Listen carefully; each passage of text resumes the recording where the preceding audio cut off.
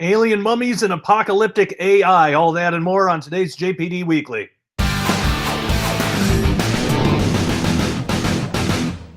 Welcome to JPD Weekly. I am Josh Peck. I'm doing much better. Thank you all for your prayers and support. For those of you who are just joining us, I went through knee surgery and all that stuff. Last week was a little difficult for me. It's still a little difficult, but I'm getting better. I'm hanging in there. I'll probably do a shorter show today. I got 4 stories that I want to go through instead of the typical 7 to 10. But that's okay. It's going to be fun. We're going to have a blast. So the first thing I want to talk about is Fox News just put out this article, which was interesting. Alien mummy DNA probe may have crossed ethical lines. And I've heard about this this interpretation before, but do you remember that that severely elongated head of a preserved skeleton found in it was the Peru's Atacama Desert in 2003. I mean, this thing is so unusual that it initially prompted people to suggest that the diminutive body was that of an extraterrestrial. I mean, even a whole documentary was based around this thing called Sirius, Dr. Stephen Greer. But since then, DNA testing confirmed that the remains, which measure about 6 inches long, belong to a human fetus that researchers named AotA. But the scientists who conducted that investigation and published their findings in March have recently come under fire for their methods.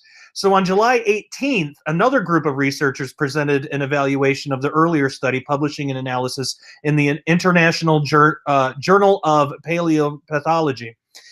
They criticized the prior research, suggesting that its conclusions about the skeleton's so-called abnormalities, such as missing ribs, reflected an incomplete understanding of normal fetal development.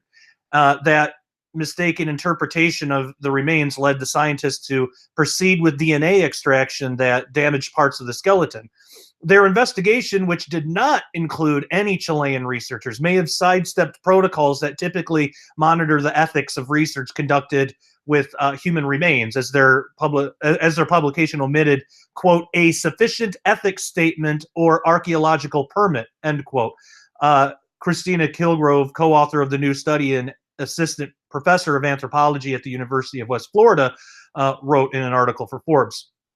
Now, in this new paper, the authors pointed out that the mummy's unusual-looking skull and body were not necessarily the result of anomalies, as the previous research suggested. Rather, the skull could have been elongated by vaginal delivery of the preterm fetus, while heat and pressure underground after the body was buried could have further compressed the cranium, the scientists reported. The authors of this new analysis also questioned the earlier research's suggestion that novel mutations could explain the mummy's size. The authors noted that skeletal development at the fetus' suspected age, 15 weeks, would not have been affected by the genetic variants that the researchers described in the previous study. Now, because the remains are thought to be just a few decades old, studying them raises ethical concerns that the March study did not adequately address, the scientists in the new study said. Furthermore, as DNA extraction can destroy some of the body's tissues, additional restrictions typically apply for such an examination. And it is unclear from the prior study that DNA sampling was required to begin with. That's also what the researchers said. The authors wrote, quote, unfortunately, there was no scientific rationale to undertake genomic analysis of AotA because the skeleton is normal. End quote. And again, the authors wrote that in the new study, adding that the whole genome testing previously performed was unnecessary and unethical. They also said, quote, we caution DNA researchers about getting involved in cases that lack clear context and legality or where the remains have resided in private collections, end quote. The study authors also concluded. So what do you think about this? I would like to know in the comment section below. Go ahead and leave me a comment. Do you think that all this is warranted, or do you think that it's all just garbage and it was a little alien that was found? I'd like to know what you think. Leave me a comment in the comment section below. There has been a recent finding, not really a recent finding, but it's coming to light more. We could say it like that an EMP risk, while not too long ago it would have seemed in the realm of conspiracy, it's really not a sideshow. I mean, one cyber attack could actually wipe out 90% of the U.S. population. So here's a story on that. So in the past 8 months, federal authorities have issued public warnings about foreign hackers penetrating the U.S. power grid and other critical infrastructure. Cybersecurity experts say that the intent is to plant digital grenades in those systems until they decide to pull the pin. Now, these attacks are from an enemy who may never step on U.S. soil, but they could cripple vital systems like electricity, food, water, manufacturing, all sorts of things. Robert Lee, founder and CEO of Dragos Incorporated, says, quote, right now we are tracking about 8 different teams that specifically target industrial networks, end quote. Now, Lee spent 5 years working at the National Security Agency and Pentagon Cyber Command before forming Dragos Incorporated. Lee and his crew protect industrial control systems by acting like detectives investigating a new crime scene. So Mark Sitz is a threat analyst for Dragos. And he says, quote, they're leaving breadcrumbs the entire way through. They are giving us pieces to find their behaviors until they get to that impact, end quote. Now, working from a warehouse in Hanover, Maryland, Dragos employees track foreign hacking groups in real time, then hunt them down to prevent damage to facilities that produce oil, gas, and other energy. Lee says, quote, we've seen these are not theoretical attacks. My team was involved in the 2 different Ukraine attacks, Ukraine 2015 and 2016, a national level adversary compromised a portion of their power grid and were able to turn off the lights in those regions, end quote. Now, Lee also says that these cyber enemies are now going way beyond controlling light switches, that they're starting to see really aggressive behavior. So an attack on the United States could create casualties on a massive scale. Research shows a cyber attack on the power grid that shuts off electricity would potentially leave millions of Americans without food, clean water, access to money, healthcare, and more. So Dan Coates, who's the director of national intelligence and at a congressional hearing on national security threats, said, quote, frankly, the United States is under attack by entities that are using cyber to penetrate virtually every major action that takes place in the United States, end quote. Coates also told Congress that cyber weapons exist in the hands of not only countries, but also terrorists and other activists.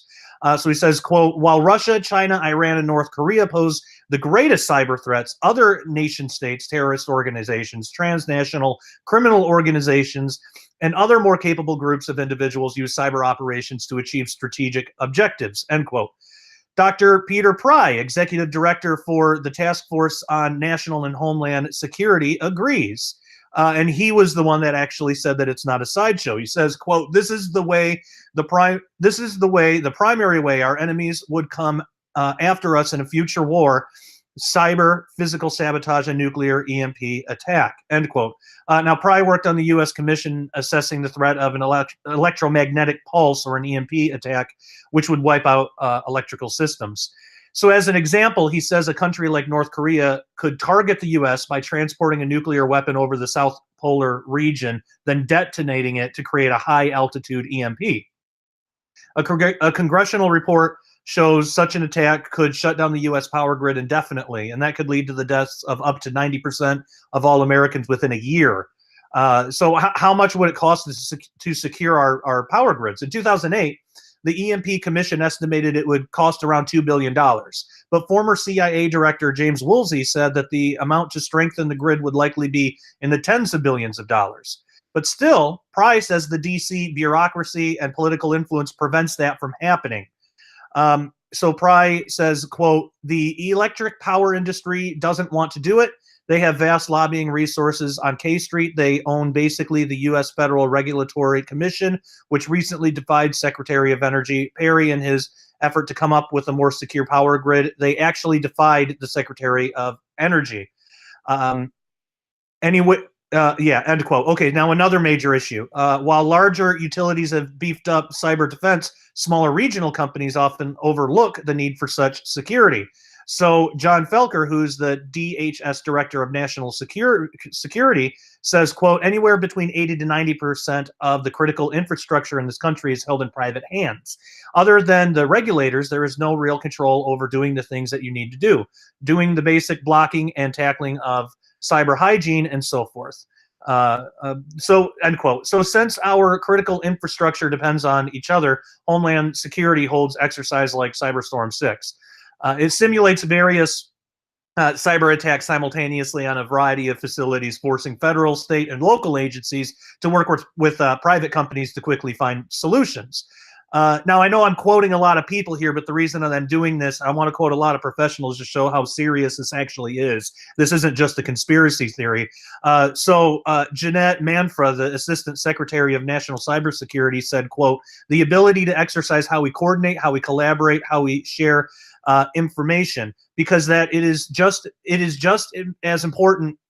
Because that is just as important, as we've seen in real life situations as the technical means of identifying who's doing it and get them off the computers, end quote. So bottom line, enemies, both big and small, want to plant cyber sleeper weapons within our infrastructure so they can eventually use them to destroy our way of life. And the challenge will be ensuring a full team effort between government and private enterprise to fully protect us. So I'd like to know what you think. Are you still, Are you thinking that it's still a conspiracy theory, that this isn't really likely to happen, or do you think that this is real? And if so, what can we do about it? That's what I would like to know. Leave me a comment in the comment section below. So should we take UFO sightings seriously? A physicist and former NASA researcher, Kevin Newth, argues that blanket skepticism about extraterrestrial craft is not sustainable. Derek Gilbert and I wrote about this in our book, The Day the Earth Stands Still, along with many other things, which if you're interested, you can go to joshpeckdisclosure.com. You can find a link to get it there, and it'll probably be included with a big bundle of things. Defender Publishing is awesome. They always include their books with a bunch of different other books. You get some pretty cool packages that you can't get on Amazon. But, the big question is, are we alone? And unfortunately, neither of the answers really feel satisfactory because, to be alone in this vast universe is a lonely prospect. But on the other hand, if we're not alone and there is someone or something more powerful out there, that too is terrifying. So as a NASA research scientist and now professor of physics, this person who is writing this article attended the 2002 NASA Contact Conference, which focused on serious speculation about extraterrestrials. And this article, again, comes straight from Cosmos magazine. So during the meeting, apparently a concerned participant said loudly in a sinister tone, "You have absolutely no idea what's out there." And the silence was palpable as the truth of this statement sunk in. Humans are fearful of extraterrestrials visiting Earth, but perhaps, fortunately, the distances between the stars are prohibitively vast. So at least this is what, we novices who are just learning to travel into space tell ourselves. So of course there's a lot to examine with this big question, and of course there's a lot to examine with us as Christians too, because is this a question that Christians should even be considering? And that, again, that's something that Derek and I wrote heavily about in The Day the Earth Stands Still, and we reason, yes, we should be considering this question. So now that doesn't mean that we're in support of life in the universe or not in support of it. Actually, Derek and I take the position that the question of alien life in the universe is divorced from the UFO phenomenon that we see on planet Earth. We think those are two different things. So people can get the book, or they can check out the free interviews that we've done online for it. So this brings up the Fermi paradox. The nuclear physicist Enrico Fermi was famous for posing the thought-provoking question. In 1950 at Los Alamos National Laboratory, after discussing UFOs over lunch, Fermi asked, "Where is everybody?" He estimated that there were about 30 or 300 billion stars in the galaxy, many of them billions of years older than the sun, with a large percentage of them likely to host habitable planets.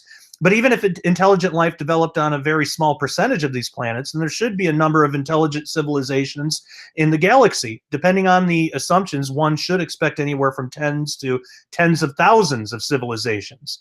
And with the rocket-based technologies that we've developed for space travel, it would take somewhere between 5 and 50 million years for a civilization like ours to colonize our Milky Way galaxy. Since this should have happened several times already in the history of our galaxy, one should wonder, where is the evidence of all these civilizations? So this discrepancy between the expectation that there should be more evidence of alien civilization or visitations and the presumption that no visitations have been observed has been dubbed the Fermi paradox.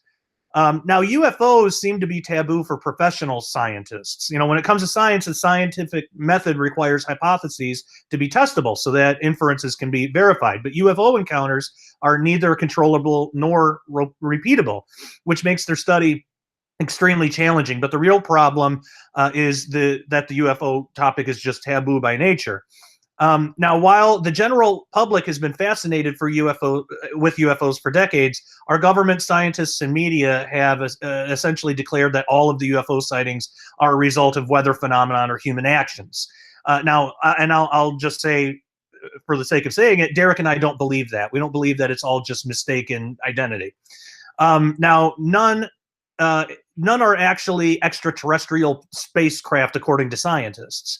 No aliens have visited Earth, basically. And essentially, we're told that the topic is nonsense. UFOs are off limits to serious scientific study and rational discussion, which unfortunately leaves the topic in the domain of fringe and pseudoscientists, many of whom litter the field with conspiracy theories and wild speculation. That's why Derek and I, in our book, took a very scientific approach, and we laid out step by step how we came to our conclusions. We didn't start writing that book with a conclusion in mind. We let the research guide where our conclusion would eventually land. And we were both surprised to find out that our conclusion while writing the book, our conclusion turned out different than we thought it might have been when we first started. That's the right way to write a book. You don't start out with the conclusion. You don't start out, you research a topic and you bring the reader along your journey of discovery and research. So we did that in The Day the Earth Stands Still. Now, UFO skepticism has become something of like a religion with an agenda, discounting the possibility of extraterrestrials without scientific evidence. Now, you could say the same, on the other hand, that UFO fanaticism is like a religion, that they accept extraterrestrials without scientific evidence. So the same could be said on both sides. So, of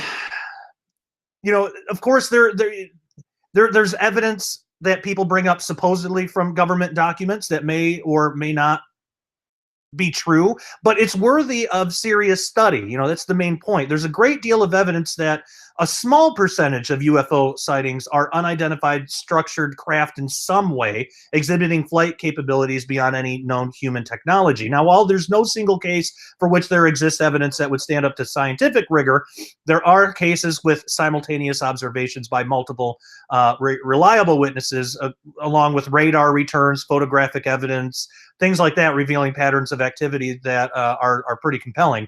Now, declassified information from covert studies is interesting, but not scientifically helpful. And this is a topic worthy of open scientific inquiry until there's a scientific consensus based on evidence rather than prior expectation or belief. So if there are indeed extraterrestrial craft visiting Earth, it would greatly benefit us to know about them, their nature, and their intent. And moreover, this would present a great opportunity for mankind, promising to expand and advance our knowledge and technology, as well as reshaping our understanding of the place in the universe. Now, that is the argument for scientists. That should be the argument that appeals to scientists. Now, for Christians, it would be more along the lines of, if these are not physical, if these are spiritual or extra dimensional craft, we should probably want to know about that. And if it is something physical, then we need to know if it's some other country's technology, or we do need to know if it's something off-world that we just don't know about yet. And in which case we would want to study it too. So, we as Christians might have a different conclusion, or a different interpretation is probably the right word, than scientists would. But that argument that I laid out just a minute ago, that one should be the argument that should convince scientists. Unfortunately, it doesn't. So do I want scientists to study this phenomena? Yes, I do. And I think they should take it seriously because, truth be told, we all have our beliefs about it and we all have our own interpretations, but none of us knows for absolute sure. Not a single one of us knows for absolute 100% sure. So I think that it would be a good thing to know, especially if there's any chance that they pose any threat. But hey, maybe I'm wrong. And if I'm wrong, I want you to tell me how I'm wrong. Leave me a comment in the comment section below. Okay. Have you heard of Google Translate's artificial intelligence supposedly speaking in apocalyptic prophecies lately when you type in certain things? So artificial intelligence algorithms, they've been known to do some really weird things when left to their own devices. And the ones that power Google Translate have been showing a weird tendency to translate gibberish, basically, from obscure languages into bizarre sounding prophecies in English. A subreddit devoted to an odd and interesting results from Google Translate noticed the pattern in recent weeks. For example, repeatedly typing dog and translating it from a language like Hawaiian would yield interesting results, such as, so dog like 15 times or something like that. I don't know exactly how many this is. Actually, I think this is 16 times. From Hawaiian to English comes out to say, doomsday clock is 3 minutes at 12. We are experiencing characters and a dramatic developments in the world, which indicate that we are increasingly approaching the end times and Jesus' return. If you put dog in 8 times, it says, it translates from Hawaiian to English. Do you want a dog to accept Jesus and be saved? So then Vice's motherboard site began experimenting and discovering that typing AG repeatedly, the 2 letters AG repeatedly, and translating it from Irish resulted in other strange translations into English, such as a result, the total number of members of the tribe of the sons of Gershon was 150,000. And another one, as the name of the Lord was written in the Hebrew language, it was written in the language of the Hebrew nation. Motherboard said that some people on Twitter suggested ghosts or demons were behind the translation, or that they were drawn from private messages. A Google spokesperson denied that, telling Motherboard, this is simply a function of inputting nonsense into the system to which nonsense is generated. Ouch. I don't know, calling Bible stuff nonsense. But whatever the reason, the translation was a fascinating glimpse into the strange things that AI can produce, such as things that appear to be speaking in tongues, even. So yeah, there's articles about that you can find out. But yeah, what do you think is causing this? I don't know if I would go as far as aliens and demons or whatever, but I also don't think that it's just gibberish in, gibberish out. Because why is it biblically based apocalyptic prophecies? Why is it that? That's a really specific, if you want to call it gibberish, that's a really specific point of gibberish. It's biblical. It's not Islamic apocalyptic prophecies. It's not apocalyptic prophecies from something else. It's not just the word cat translated back over and over and over again. So why? I don't think that it's just random and nonsense and gibberish. I think probably what happened is there's some computer programmer that's having fun with people. I think it's probably that. But I'm interested to know what you all think, so leave me a comment in the comment section below. All right, like I said, we have a short one this week. I'm going to conclude it there. I'm still getting over surgery, still trying to get out of this, but and plus, I just gave you a fantastic interview with Michaela Peterson yesterday, so that should satiate you until next Friday. Thank you all so much for the prayers and support and encouragement and donations and all that. You guys are amazing. I love you all, and I really couldn't do any of this without you, so I really greatly appreciate you. I hope everything is going well with each and every one of you. You're in my prayers, as I'm happy to know that I'm in yours. So thank you so much, and until next week, take care and God bless. You can help fight against censorship by making a one-time donation or setting up a monthly donation to Josh Peck Disclosure at joshpeckdisclosure.com/donate. Or, for as little as $1 a month, you can become a Peck patron by heading over to patreon.com/joshpeck. As a Peck patron, you will be entered into contests to have your content featured on the Josh Peck Disclosure homepage, contribute chapters to a collaborative book with Josh Peck, and win a special Josh Peck collection full of materials worth hundreds of dollars. Also, for as little as $3 a month, you will have access to free downloads of Josh Peck books, such as Quantum Creation, Cherubim Chariots, and more. Josh Peck Disclosure is viewer funded. Head on over to joshpeckdisclosure.com for more information. Right now, head on over to joshpeckdisclosure.com, the central hub for everything Josh Peck Disclosure. Every day you'll get brand new videos, podcast updates, and more. Make sure you subscribe at youtube.com/joshpeckdisclosure. Also, make sure you click the bell and select the option to always be notified when a new video is released. Follow Josh Peck Disclosure on Twitter at JPDisclosure and get involved with the show on our official Facebook page at facebook.com/JoshPeckDisclosure. If you're on Steemit and prefer DTube, follow Josh Peck at steemit.com/@JoshPeck and make sure to upvote all Josh Peck Disclosure DTube videos. Keep checking back at joshpeckdisclosure.com for news, information, updates, and more.